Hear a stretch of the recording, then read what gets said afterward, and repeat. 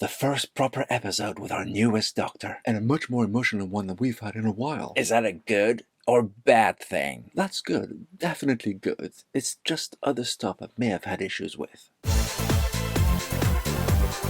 Hey, Commander Fennec here.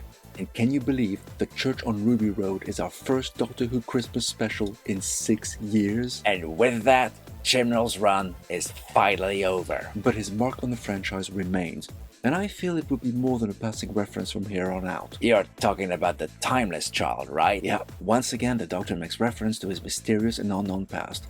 If people thought this complete reinvention of the Doctor would slowly drift away... Like how we don't mention the fact the Doctor's half human anymore? Exactly. Here, this is the third mention in as many episodes. The Timeless Child is here to stay, and I think might even be the focus of the coming season. But what about this episode? Well, it's a story of two halves, really. On the one hand, we have the mystery surrounding Ruby, and on the other, we have goblins. Goblins? Goblins. What? How? My hunch is that this iteration of the Doctor's universe will be a lot more fantastical than it's ever been, and we'll see more supernatural stuff than sci-fi. Maybe because of the toy maker?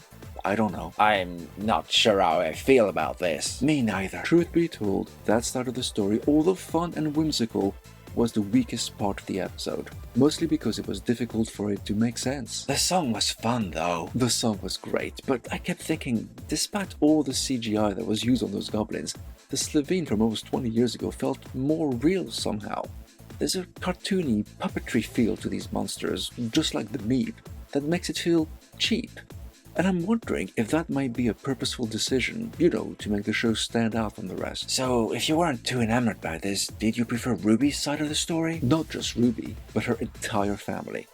One thing RTD excels at is characters, even in his absolute worst episode. Which one? Don't go there. Oh, you mean don't say it. The one with the Absorbaloff. Damn it, Mouse. Thanks for ruining a perfectly fine day. That episode, Love and Monsters, atrocious though it was somewhat redeemed by the characters and their interactions.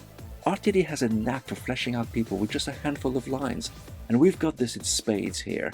In that respect, this episode was a joy to watch. Funny, endearing and emotional, with a strong message on how children, even adopted ones, can change your life for the better. An important message to share, especially at Christmas. For any time of the year, Mouse. Couple that with the mystery of her origins, plus a neighbor who might know way too much and she's letting on, and you have the basis for a possible intriguing mystery to be solved in future episodes. What about the Doctor? Chuchi's great. He's a much more emotional Doctor than we've had, and I think that's a good thing.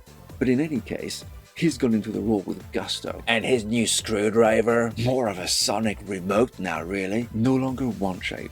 Truth be told, I'm a bit indifferent. To be fair, I actually like Jodie's Sonic. It looked more like an alien device than, yeah, you said it, a remote control.